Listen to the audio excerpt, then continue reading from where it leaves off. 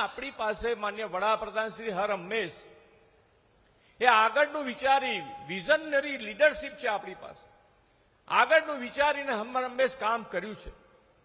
આદિવાસી પટ્ટામાં જ્યારે એમણે વનબંધુ કલ્યાણ યોજનાની શરૂઆત કરી અને વનબંધુ કલ્યાણ યોજનાની સાથે સાથે હમણાં જ 150મી જન્મજયંતિ ભગવાન બિરસાની ઉજવણી પ્રસંગે 2 લાખ કરોડ રૂપિયાની જનજાતીય ગૌરવ યોજના આપણે 5 જ વર્ષમાં વાપરવાના છીએ. આટલી મોટી રકમ આદિવાસી સમાજ માટે, આદિવાસીના આખા પટ્ટા અંબાજીથી ઉમરગામ સુધી 5 વર્ષમાં આપણે આ 2 લાખ કરોડ રૂપિયા વાપરવાના છીએ.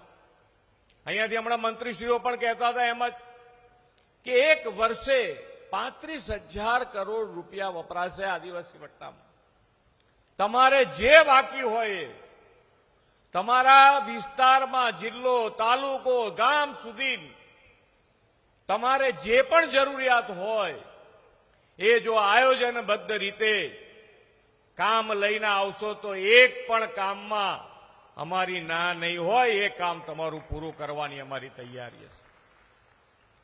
શિક્ષણની કામ હોય, સ્વાસ્થ્યનું હોય, રોડ રસ્તા હોય, સરકારી મકાન હોય, દરેકે દરેક ક્ષેત્રે આદિવાસી પટ્ટાના કોઈ કામ અધૂરું ના રહી જાય એના માટેનો જો કોઈએ વિચાર કર્યો હોય તે માન્ય વડાપ્રધાન શ્રી નરેન્દ્રભાઈ મોદી કરશે.